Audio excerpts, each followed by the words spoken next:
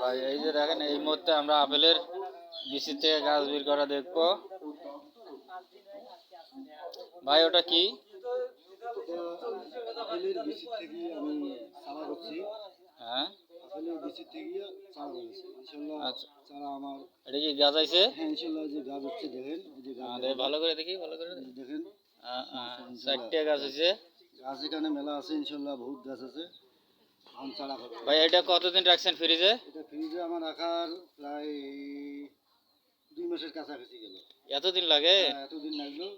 আমি এটা বিচিটা তোমার আগে শুকিয়ে নিয়েছিলাম, প্রায় 4 দিন শুকিয়েছি। শুকিয়ে পর আমি 3 দিন পানিতে রাখছিলাম।